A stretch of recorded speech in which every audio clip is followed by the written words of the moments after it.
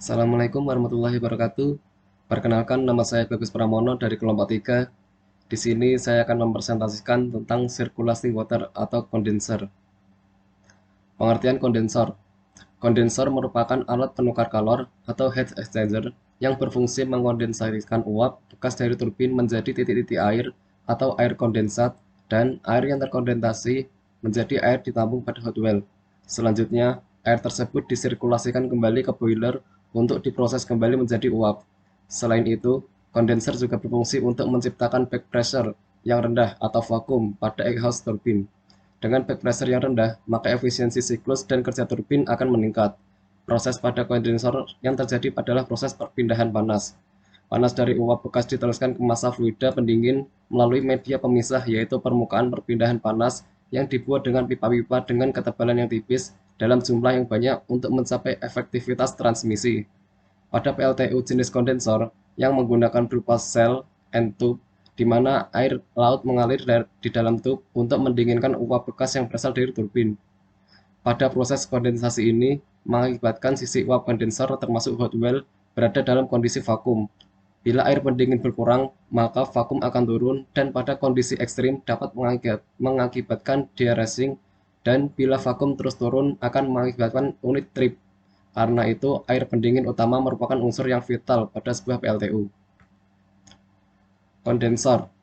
Kegunaan kondensor pada turbin uap pada PLTU berfungsi untuk mengkondensasikan pengembunan uap bekas turbin.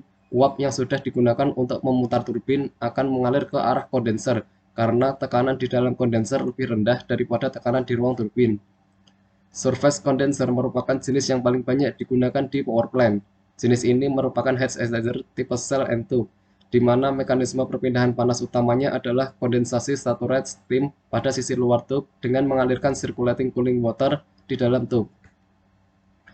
Cara kerja kondenser. Uap bekas turbin masih dalam wujud fasa gas. Setelah melewati pipa kondensor, maka fasa gas dari uap akan berubah menjadi fasa cair. Karena panas sebagian besar uap akan diserap oleh air pendingin yang berada di bagian dalam pipa kondenser atau kondenser tube. Selanjutnya, air kondensat tersebut akan ditampung ke dalam hot well yang terletak di bagian bawah kondenser. Air di hot well tidak boleh penuh atau kurang dan harus dijaga level tinggi dan rendahnya.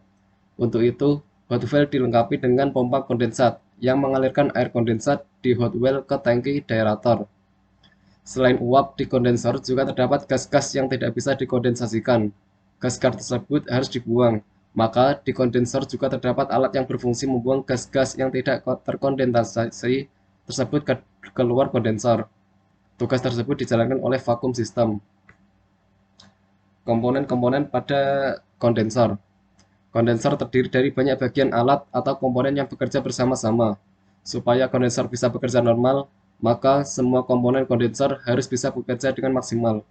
Kerusakan atau masalah pada salah satu komponen kondensor akan menyebabkan gangguan pada kondensor, bahkan bisa menyebabkan trip turbin uap. Yang pertama, pipa kondensor atau kondenser tube. Fungsinya yaitu untuk menyerap panas dari uap bekas turbin sehingga temperaturnya atau suhu uap turun dan berubah fasa menjadi air atau cair. Terletak di bagian dalam kondensor dan terdiri dari banyak atau ratusan bahkan ribuan pipa-pipa dengan diameter kecil yang disusun rapat dan biasanya tersusun secara horizontal. Air pendingin akan dimasukkan ke dalam pipa kondensor dari bagian bawah atau inlet dan dikeluarkan dari bagian atas atau outlet. Sedangkan uap bekas turbin akan dipersentuhan dengan pipa kondensor di bagian luar. Yang kedua, cooling water pump atau CWP adalah sebuah pompa air yang mengalirkan air pendingin ke bagian dalam pipa kondensor. Air pendingin bisa berasal dari tawar atau sumur, sungai, danau, rawa, dan lain-lain, atau air asin. Tergantung dari kapasitas turbin uap. Semakin besar kapasitasnya, maka akan memerlukan air dalam jumlah yang banyak dan biasanya menggunakan air laut yang melimpah. Air pendingin kondensor bisa digunakan atau disirkulasikan sekali saja, setelah itu dibuang keluar, atau bisa digunakan berulang kali, tapi harus memiliki alat tambahan untuk menjaga temperatur air pendingin tetap terjaga sesuai desain kondensor. Biasanya akan dilengkapi dengan suatu alat yang bernama tower pendingin atau cooling tower. Yang ketiga yaitu pompa vakum atau vacuum pump. Prinsip kerja vacuum pump yaitu Pompa vakum berfungsi untuk menarik gas-gas yang tidak diperlukan keluar dari kondensor. Kegagalan dalam membuang gas-gas tersebut akan membuat tekanan di dalam kondensor turun, jelek, atau positif, yang akan menyebabkan uap bekas turbin mengalami kesulitan mengalir ke kondensor dan bisa menyebabkan harus diturunkannya beban turbin atau bahkan membuat turbin uap trip.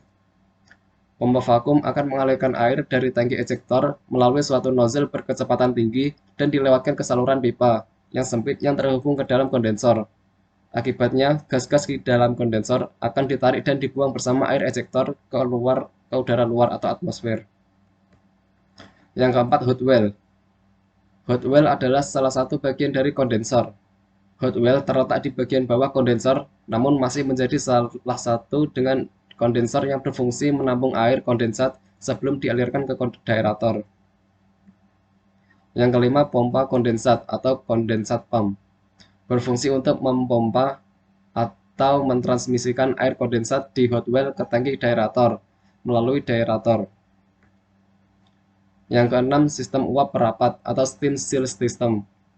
Berfungsi untuk memberikan uap perapat pada labirin turbin agar udara luar tidak masuk ke dalam kondensor.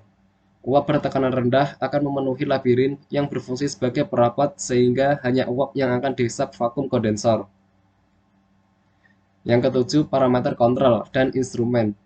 Berfungsi untuk mengetahui atau membaca tekanan dan temperatur di dalam ruang kondensor.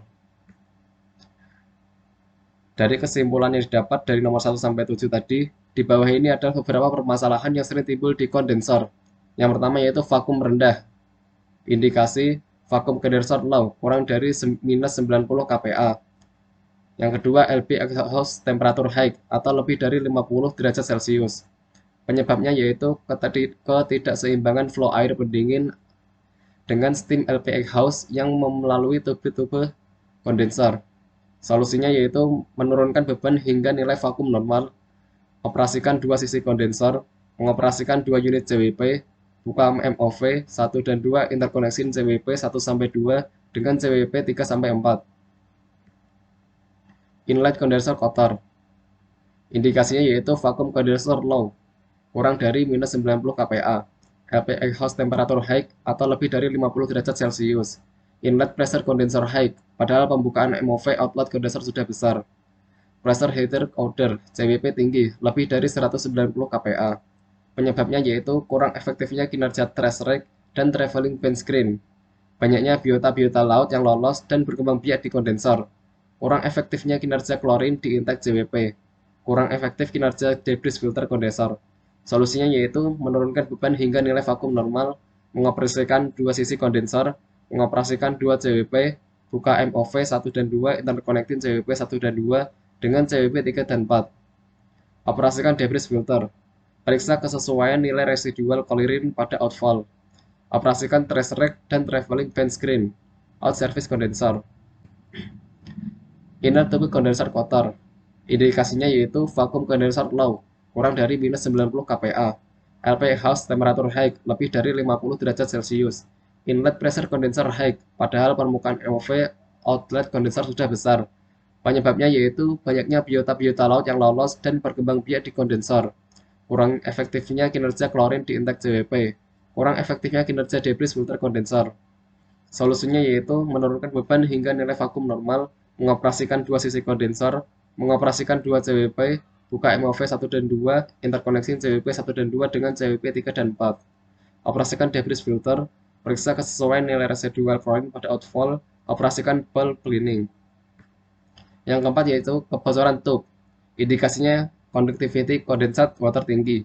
Penyebabnya yaitu konstruksi pemasangan tube kurang bagus, struktur material yang kurang bagus akibat perlakuan pengawasan yang salah, unit sering blackout, tidak ada flow pendinginan, pengikisan tube kondensor atau umur material juga bisa memungkinkan. Solusi, out service kondensor, blocking tube kondensor yang bocor, penggantian tube kondensor, instalasi cathodic protection.